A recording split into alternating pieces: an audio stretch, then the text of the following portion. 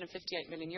I think this is a most disappointing and regrettable stance being taken by the religious orders, which profited for many years from the unpaid labour, indeed the slave labour, of the many women and girls incarcerated in those institutions. We know the state was also complicit. There's absolutely no doubt about that. The state bears a heavy share of responsibility, but the religious orders should be bearing some of the cost. Jillian van Turnhout.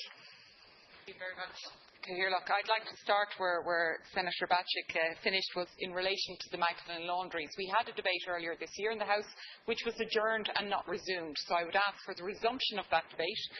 I find it incredulous that the 4 religious congregations have said that they will not be contributing to any financial contribution. I do not accept that statement.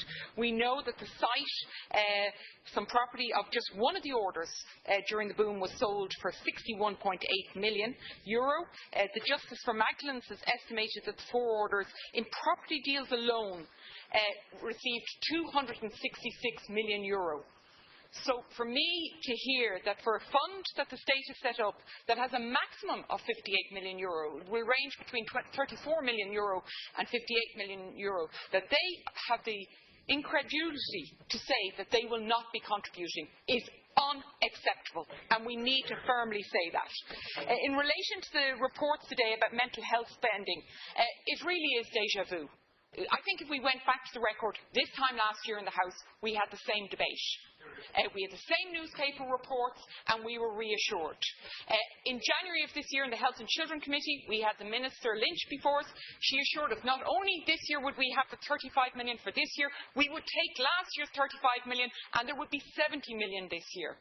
And we read today that these critical positions about mental health, how many debates we've had in this House about suicide, and these critical positions are not to be filled. I would like clarity, not reassurances. I want to hear that these posts are being filled and that we are providing the community services necessary.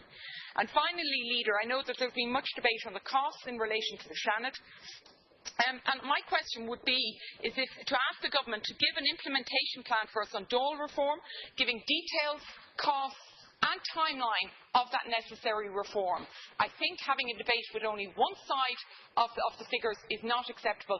I would like the details of the dole reform that is necessary. Thank you.